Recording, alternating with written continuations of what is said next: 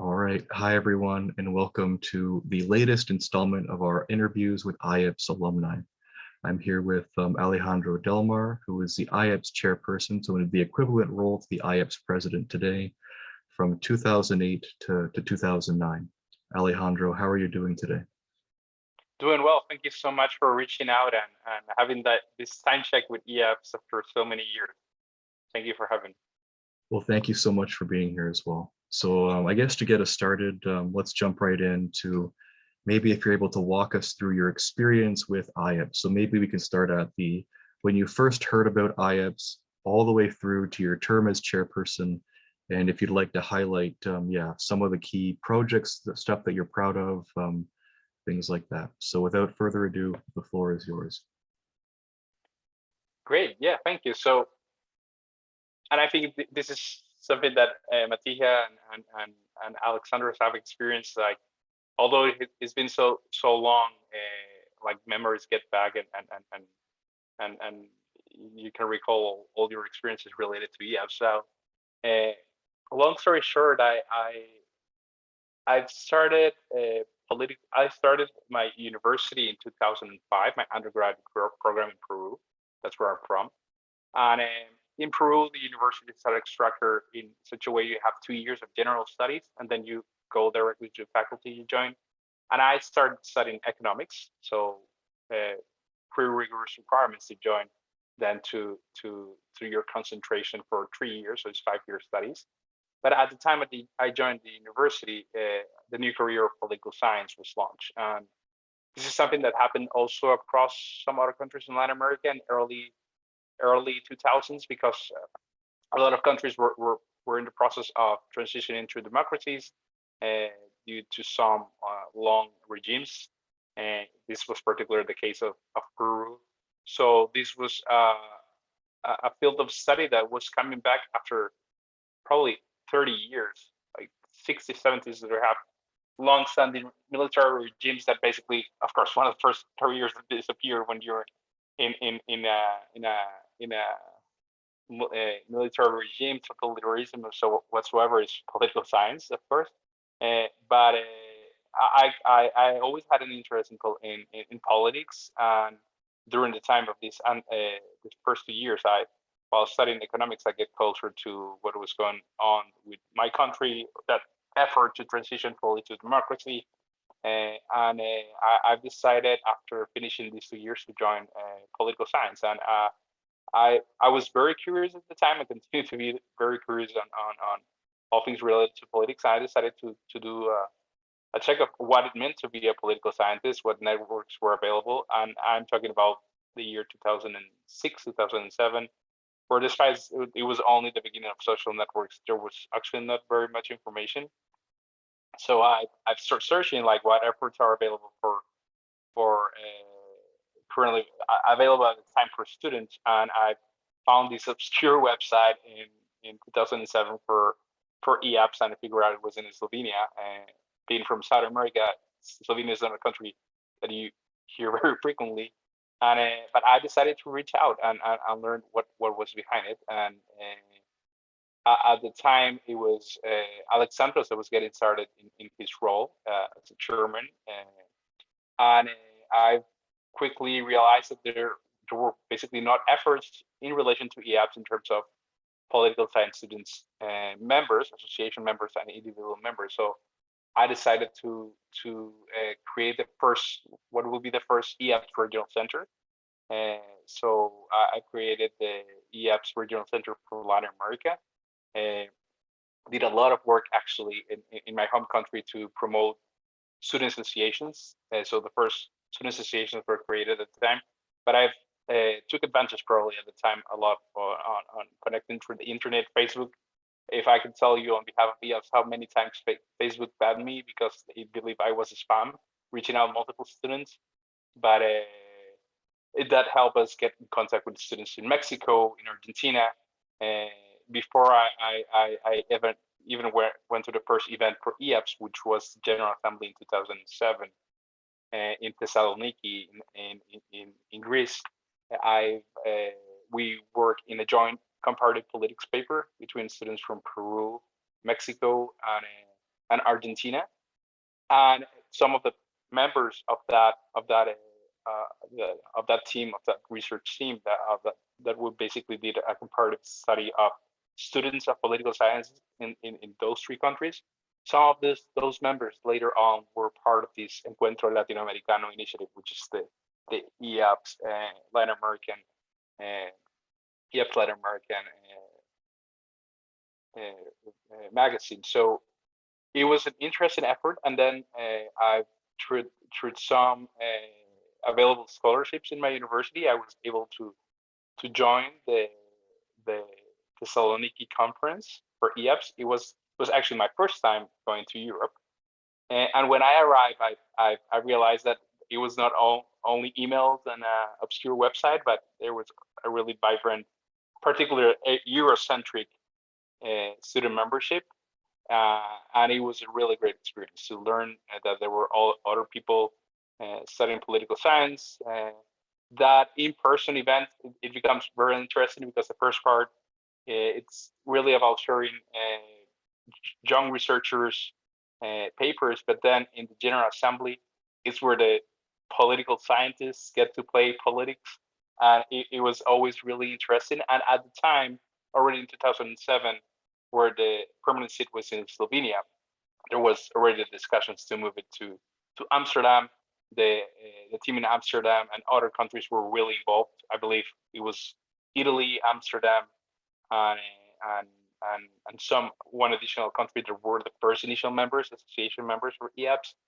And at the time, things got a little tense, I would say, in that General Assembly. But I think I had that external view of not being an European, being an outsider, and someone new to political science also being new in my country, also have experience in person what does it mean to transition to democracy. Many countries, I know many members of EOPS are part of conflict zones, so that's always really important to learn more how your profession can help in that. So I've decided, in coordination with the ExCom committee and others, that not understanding the challenges of this relocation of the permanent seat, I would be a candidate for president, based on the idea that we could get EOPS to internationalize more, to get more approach to international students. And I was able to be selected, and I've moved for over a year in Slovenia, Ljubljana, where I was both studying and working at the time. So it was kind of my introduction on how I get to join EOPS and the first initiatives that I use kind of my platform to be elected president or chairperson at the time. Okay, well, thank you so much for letting us know about that. I guess at the first point is that, yep, I definitely know the feeling of being reported on Facebook or getting that message. You've sent this out to so many groups or something and pages, or so many messages. Absolutely, it's yeah, that's definitely still a staple of everyone who's helped with PR for IAPSS for sure. And yeah, I guess in terms of what you mentioned about, yeah, kind of being outside the kind of traditional, because yeah, the groups who founded IAPSS, we're kind of learning a lot as we do these interviews, but we're kind of based in Western Europe, right? So that usually had a larger presence for a while. We have been trying to do a lot of work to try to balance things out a bit. So we've kind of created the continental associations. So that's yeah, because yeah, for instance, yeah, I'm from North America, so yeah, similarly, I saw like something similar in that. But yeah, we've been thankfully at least able to make sure that there's at least some team in each of the inhabited continents. So we're trying to build from there and kind of balance things out a little bit more. But yeah, there's always progress that can be made. And in terms of ELA, the journal, so I'm pleased to report that that's still operational. It does publish issues and stuff. So we're definitely glad that you were able to get the ball rolling all those years ago and kind of create that structure, which has kind of become one of the staples of the IAPSS academic department. So I guess if we want to maybe just continue on in our little in the timeline here. So after your life as a student, would you be able to maybe tell us a little bit about kind of your career and stuff, and maybe how IAPSS helped you in that in those endeavors? Yeah, but let me finish that part of the story of, so that was the election of the General Assembly, but this is also for me critical on how it helped shape my career. So I'm talking about 2007 when I got elected, and by sometime I believe it was September 2008, I needed to move to Slovenia, so a completely foreign country. It was actually the second time I was going to travel to Europe and moving there permanently. Slovenia is a wonderful country. A lot of friends that from the ESCOM committee and people I met at the time, I still be friends, still connect with them. But it was a challenge in terms of the language and different cultures and all. And I think I was supported all along through the ESCOM committee members by not being European, and that came with a lot of hurdles at the beginning. It started with not being able to have a working visa or student visa. So we needed to figure out together with many of my ESCOM committee friends on how to get a visa for a Peruvian that was living in Slovenia. So for public official representatives, it was completely weird. It was the first time actually that a non-European European Union person was going to be a legal representative of a nonprofit in Slovenia. So it came out with a lot of struggles. We figured out a legal way to do it in Vienna, actually, and go to an embassy there. And I recall a lot of those initial struggles of just getting to stay as a student legally, of course, in the country. But then at the same time, with the challenges that the organization had, I'm talking about the beginning of 2008 when already the financial crisis hit. So of course, nobody was expecting that. And that reduced significantly the amount of funding that this type of or membership organizations could find, right? Especially in Europe, that we're so reliant on funding such as the European Commission. So it was a really challenging times, but something that I learned then that I still believe today is that a time of crisis is always a time of opportunity. So we were really, I believe, despite the challenges of the country, more or less like legal, especially for internationals, and also the challenges of the financial crisis, we were able to be really committed with all the team. And some of the things we did at the time is we really focused on the internationalization and trying to figure out programs that could continue throughout the years. Some of that included we decided to have a more structured approach in applying to funds, and we were able to receive the first European Commission funds after several years for EOPS by structuring a program with several initiatives that I believe are still in place today. And that included, for instance, having that EOPS Team of the Year, where basically we unite different student member organizations through a common topic, through different events and also publications. At the time, I believe it's the same one that is in place today, which is the Future of Political Science. And so it was a really also interesting effort for me to learn more, not only for students, but for a lot of people in academia. And so actually some of the first videos that you see in interviews was in the Facebook page was from that time. And we actually created that Facebook page that you're still using. So I think I'm member number one of that fan page. And when we ended up, it was like 20K persons joined us as fans of the group. It was a large number at the time, and I know that later on helped a lot the base, especially reaching out to people from different countries. We got a lot of people from Latin America involved. I connected with people from all over, like people in Africa, Asia, and others. Again, like being reported as spam by Facebook several times. Some other things we did is and I especially I have this memory what is going on in Ukraine right now is we organized an event in Belgrade, uh, in Serbia called regarding the it was called Stand Up for Peace. It was basically with my own country, the Peru has its own Truth and Commission uh, program after the transition to democracy. But of course, all of the countries from former Yugoslavia had these experiences as well. So it was really interesting initiatives. And at the time, we also have friends from Ukraine, Russia, and other countries.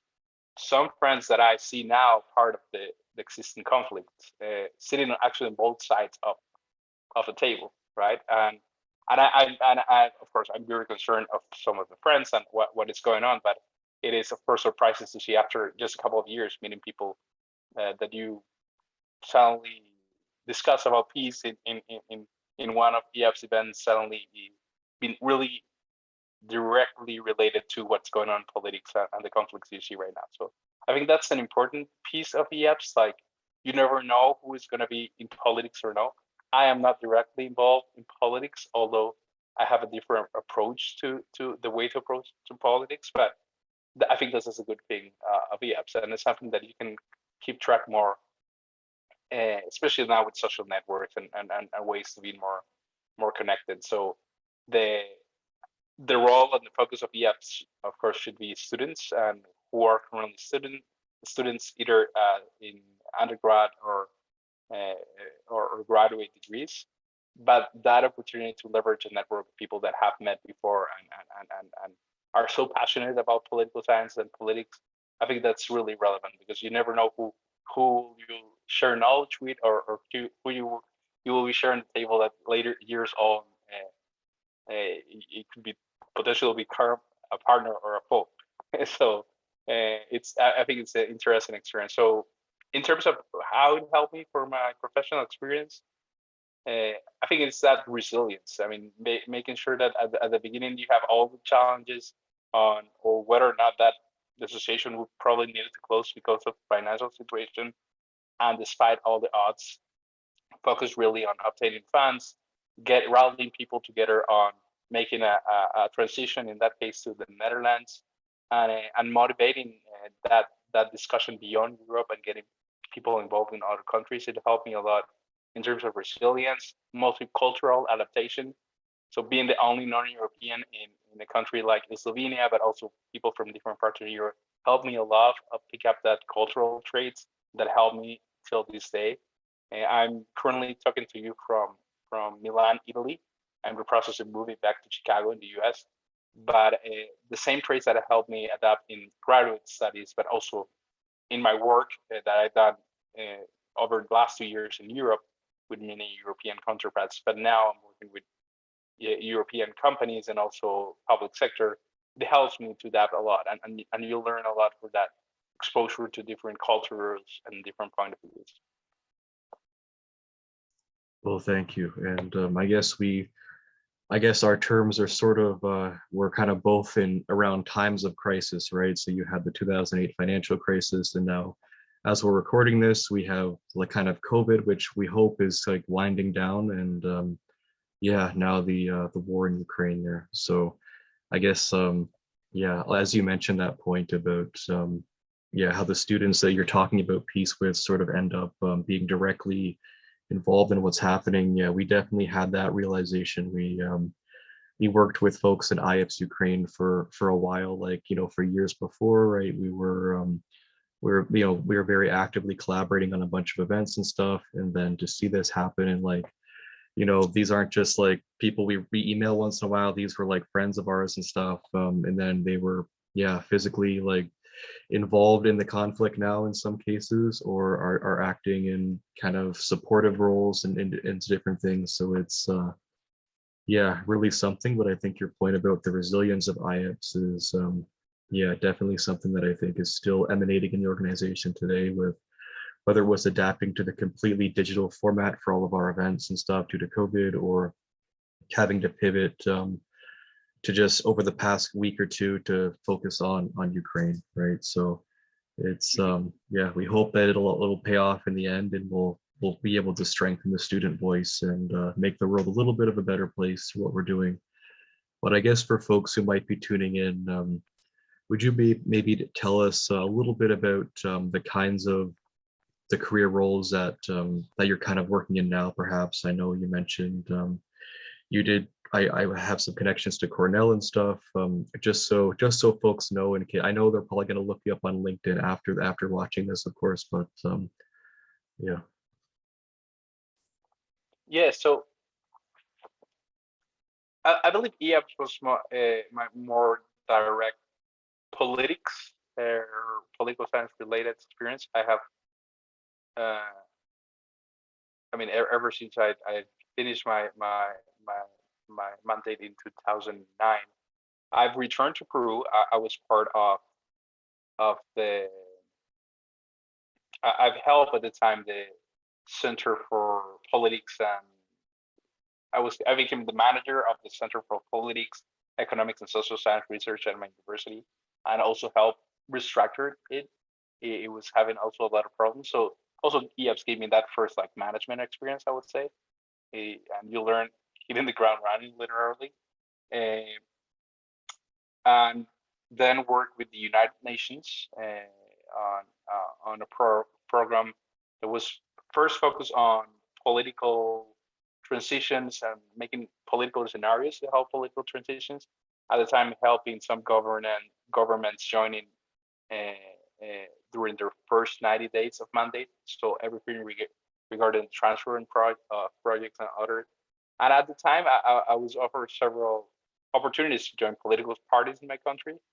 But unfortunately, also at the time, I've noticed through politics how easily things can get twisted and corrupted, and you get invited to be part of that. And I think I've shared with you those interviews for that we made for EOPS, and it was John Trent, actually also from Canada.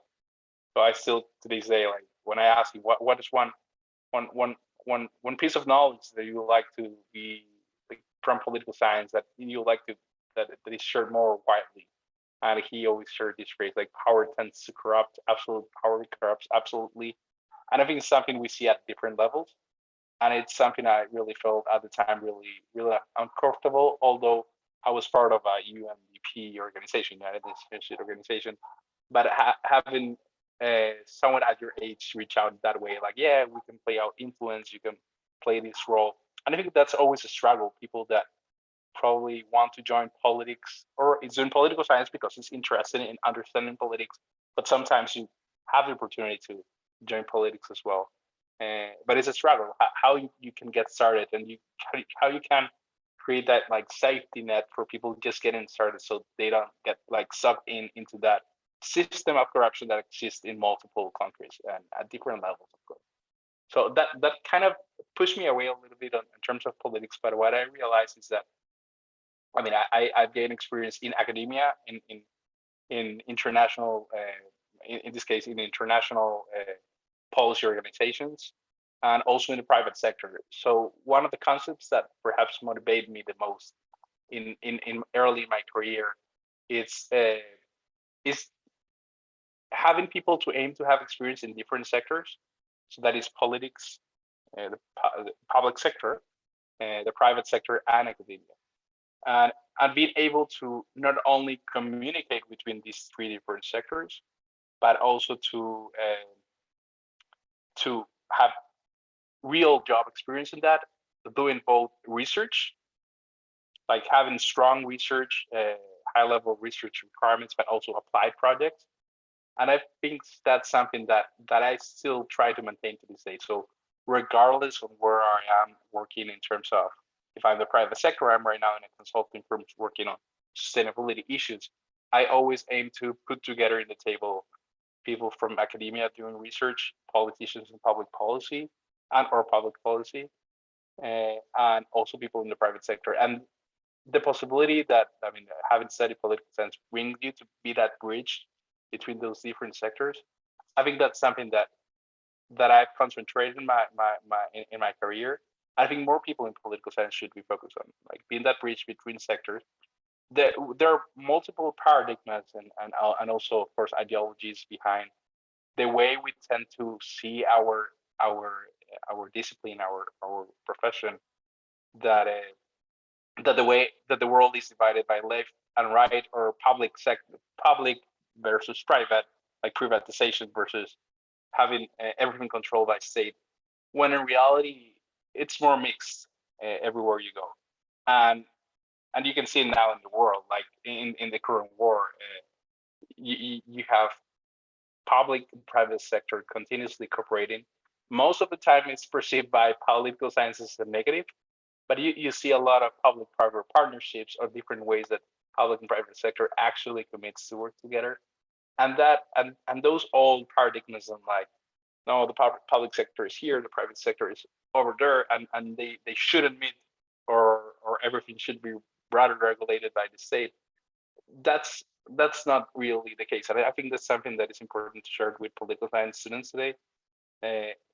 How the world is actually managed, how, of course, there are real interests for both private sector, but also states to have more power, because ultimately, for me, political science is a study of power, how you relate to power. But understanding that and how you can play a role in being a bridge with different sectors is, I think it's key, and that's something that definitely political scientists are well equipped to do. And having said that, I believe that and this is part of the assessment I did when conducting this Future of Political Science initiative at EOPS at the time, is that there are some, I think also Alejandros touched upon this, we are sometimes really well equipped in terms of understanding politics, but not necessarily in a realistic way in terms of research, or more like, let's call it like a realpolitik approach, but also getting skills for the workplace that are required regardless what you want to be doing next. Some of the things I advocate is that political science departments should be somehow integrated with current policy affairs or public administration programs, and have some interactions with the MBAs or programs related to management. That interaction, I mean, we shouldn't separate all of these programs from the get-go. There should be more interaction, because that's how the real world is managed. More active way on looking, and I think this is a role that EOPS can have on the relevance of political science, of how research agendas are planned, how you actually translate research findings from political science into real actionable ways, both for the public sector and private sector. Those are really important focus. And perhaps more now in times of war and after such a big crisis as COVID, is when you need to rethink about those terms. And I do believe that political science students can have a lot in that say. Actually, that those interviews that you see was from the 2009 IPSS event in Santiago de Chile, and actually that was the time that EAPSS reconnect for the first time with IPSS and also ESA. And from that date, from 2009 till this day, we got actively engaged a partnership within EAPSS, IPSA, and other organizations. And from that day, I remember requesting them, hey, we need to have students in these events, like actual panels from students, actual presentations, and we need to have an EOPS member sitting in the General Assembly of IPSA. And we talked with Matthew San Laurent and many others that I think you have met already. So I'm really happy that relation continues, and it's really good in terms of seeing. I mean, because for EOPS is like, I mean, potential future members, of course, but I think the academic side is really well taken care of with all the research committees and so on. But we need to pay attention more on probably students that don't want to make their lifetime on research. They're interested, like myself. I have published some books, and I continuously engage with research with Cornell University, working with PhD students and others. But that's not my day-to-day. I do it part-time because I love research. I love statistics. I love political science. I love policy. But we need to equip more students on that professional requirements. That it starts with understanding more about finance, understanding how to set up public partnership agreements with the public and private sector, and also other things that probably political science around the world might not like, but things like understanding statistics. That's critical, regardless of what you want to do next with your policy career. Yeah, I think you definitely raised some good points there about, I guess, first the interdisciplinary stuff. We've been seeing a need for that as well. I'm not sure if in your year they had the informal form of international student organizations, but I guess twice a year now we have meetings with the student governments for other subjects of study at the global and continental levels. So we ended up like doing an event last year where we had panelists. It was in collaboration with the Asia Law Students Association. So we had kind of legal perspectives and then political science perspectives on, I think, the issue of refugees and migration in Asia. It's on I think our social media and stuff, but it was, yeah, we're starting to kind of realize that we do need like a more interdisciplinary approach, because there's a politics of everything. But as you mentioned, with like the need to kind of bridge between management and political science, we almost need like a politics as an art in addition to politics as a science, right? Like, how do you develop the skills to become a good political actor, right? Or do politics in a way that is equitable. And I definitely commend you for, I guess, resisting the corruption and stuff that you were talking about. But you know, how do we make sure that the politicians of tomorrow are well equipped to make decisions in a good way and do the right thing at the end, right? And not kind of give in to any like temptations and stuff to just take the easy way out or something, or go the path of self-benefit for sure. And I guess it's yeah, I guess it is good to kind of talk about these things here, so folks might get an idea of just how in IAPSS it's kind of you're kind of participating in that politics as a practice, right? So you're kind of getting that experience on a very international scale as well, right? Where we have to make decisions, and you know, students from different areas of the world have different perspectives on it. They have different needs and stuff. So yeah, and I guess with IAPSA, Matthew Saint Laurent is still with IAPSA and has been like an amazing ally of IAPSS. So we're definitely grateful to have him in that network, and to you for kind of reestablishing that relationship with IAPSA. So I know they helped IAPSS establish itself in 1998, but to have them as a close partner, it was integral for our transition to relocate to Canada, right? To expand our office and stuff, and kind of build our capacities and kind of expand the foundations that you and the others have kind of paved the way for us from before. So we're definitely grateful for that. And it's, yeah, so I guess for folks who are tuning in, we do send delegations to conferences of IAPSA and other academic associations around the world. And through IAPSS, it's sort of streamlined for students to get their first experience presenting their research at a conference and stuff. So we definitely encourage you to sign up on our website and stuff once those opportunities are announced.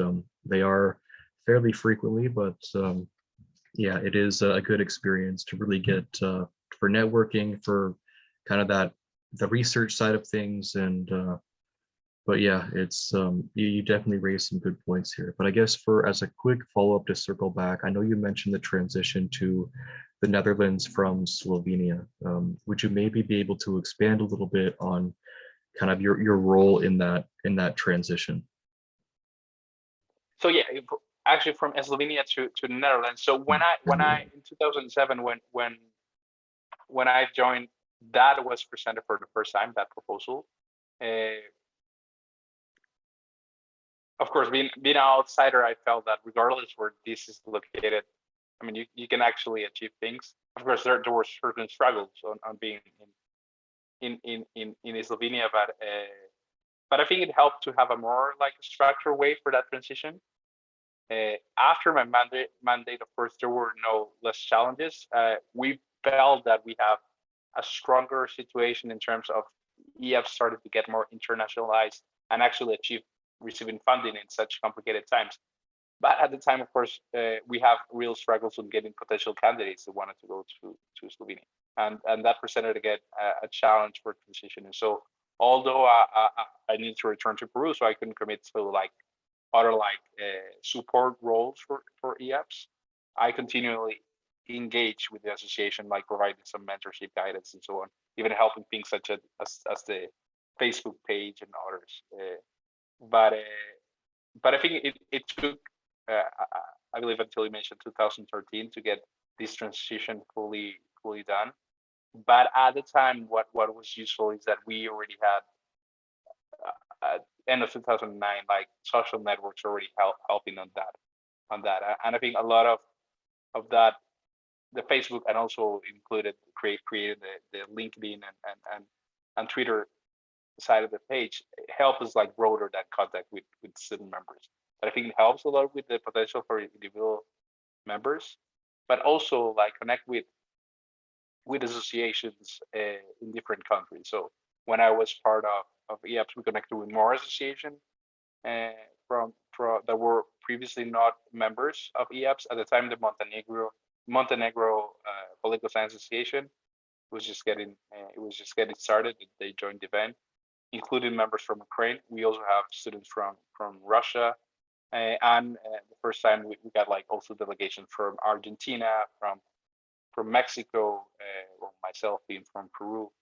So that, I think that helped make that transition more knowledgeable, that it was not this was not an European platform only, but I mean more students want to be part of that.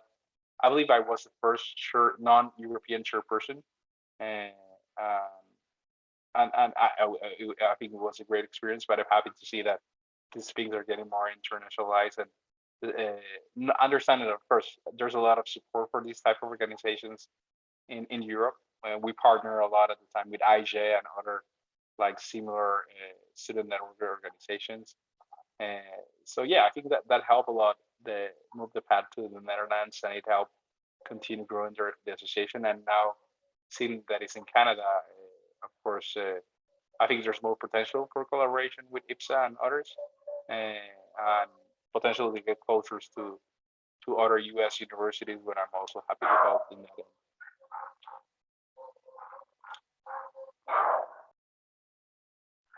Yeah, I think you're on mute, sorry. Thank you. All right. So yeah, absolutely. So I think at this point we can transition perhaps to the part where we ask you, I guess your vision for IAPSS, and also any advice you would like to give to political science students, both today and in the future. So for the first part, I know the current Secretary General Alexei, when he's been helping with some of these interviews, and he always mentions, like, if you were running for IAPSS President in 2022, what would your kind of platform be? So like in terms of like your vision for the organization in the future, that might help future IAPSS representatives who might be tuning into this. And also just general advice for political science students, whether it's with careers and stuff, whether it's with getting involved in politics or activism, or kind of establishing, I guess, their research capacities, things like that. So I'll hand it back off to you then. Yeah, no, and I mean, my time is long gone, and I know what to say, what should be next for an organization, because I mean, that's something I think it's up to every team and every students at the time that want to see the career moving forward. And all the reflections I've shared this far is from my own experience at the time, but perhaps there are more on other priorities. I would say that only as based on my experience, and I'm not feeling like I'm running for a platform here, is that the personal touch is definitely important. So I know you're aiming to have that in-person meeting, and hopefully things with COVID get less complicated for doing such events. But I think that's definitely important, because it gets you the opportunity to interact with people, and that political scientists playing politicians, although it sounds interesting or funny, especially with the members organizations, it teaches you a lot at the time. And I think people can learn a lot, whether later on some want to focus more on academia, or some actually going to get involved into politics, or so some people move on to other sectors. It brings a lot of learn a lot from that, and then also build great friendships on that end. In COVID times, I think it's less and less relevant where are you located. Of course, it could help in terms of potential funding support from governments if you can get, for instance, support from the Canadian government or things like that. But I mean, I'm working for a U.S. company from Italy right now, and I mean, you can have that level of flexibility and connecting with people from all around. So continue to take advantage with social media, understanding now that the risk that has in terms of data and privacy, that was not a discussion in 2009. Of course, everyone was like, yeah, let's get connected.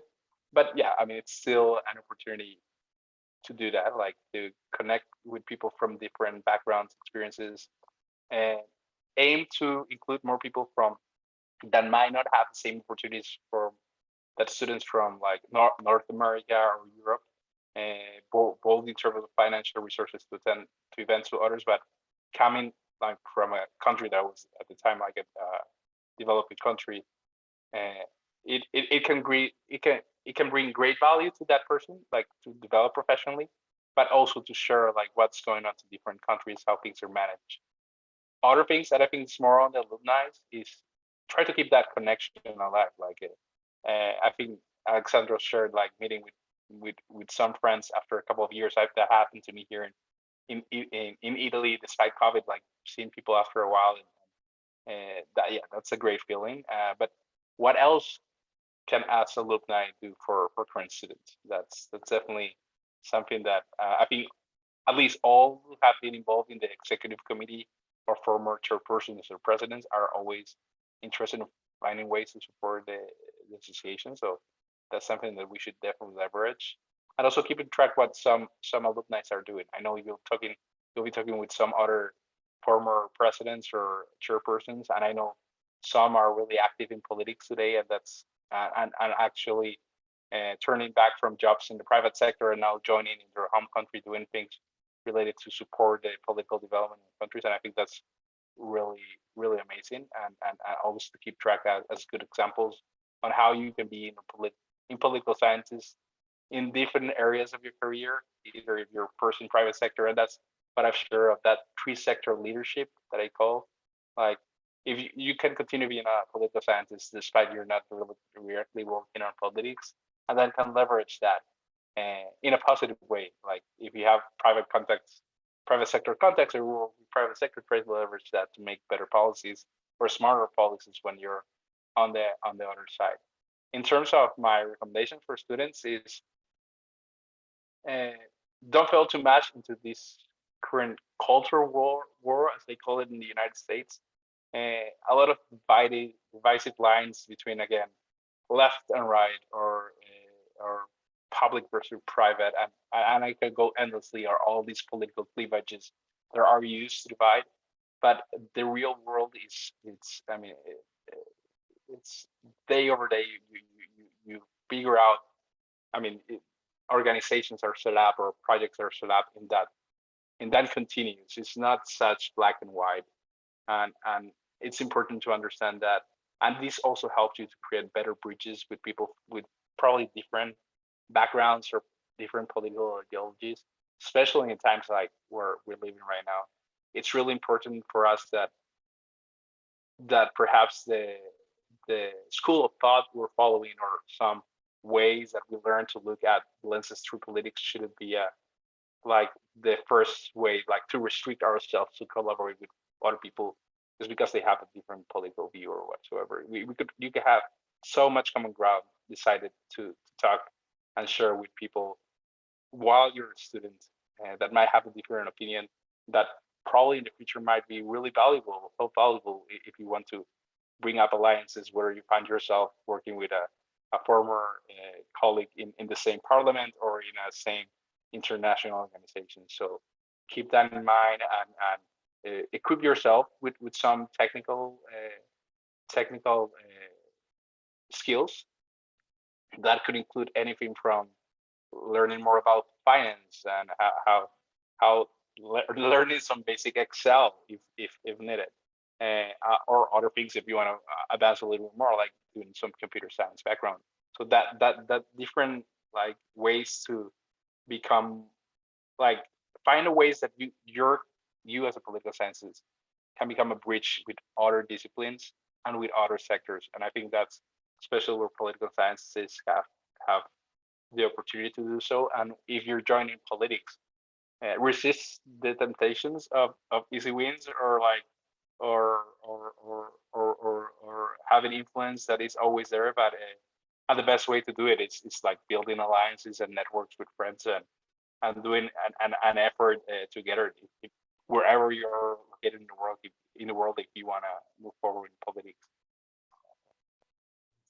Very well said. And yeah, I definitely agree with the need for alumni activities. I know we were kind of focused on COVID for the last couple of years, but we always were hoping that one day we'll be able to focus on that a bit more. So we'll probably leave some ideas for the next ex-com who's elected in the next couple months to continue those, because it'd be nice, yeah, to one day, like we're all at an alumni event in person one day, and then we can kind of laugh about what happened as we had to endure the COVID years and stuff, what we had to go through. But yeah, we're just hoping that we can continue the legacy that you and the others have left for us, and can kind of give the next generation a little bit more to go off of, and then we can kind of keep building and stuff. But yeah, I echo your sentiments about making sure IAPSS can give voice to those who yeah, outside of Europe or North America and stuff. We did I think this year we signed an agreement with the National Association for Political Science Students in Nigeria. So we're hoping to see a bit more representation from that country in the next few years. And then, but yeah, it's been great to hear you tell us about your experiences and I guess your vision here. And if yeah, if there's anything you ever need, you're welcome to reach out to us. And yeah, at this point, thank you everyone for tuning in around the world here, whether you're in 2022 or sometime in the future. And we hope that you consider getting involved in IAPSS if you just stumbled across this and you're not already involved, and if you're interested in kind of what we're doing in terms of activism around what's happening in Ukraine, we encourage you to check out our website. So IAPSS.org/Ukraine has a lot of resources, from petitions to testimonies from students who have been impacted by the conflict and other important things that you might be interested in. But thank you so much, Alejandro. It was great to have you here, and have a great rest of your day.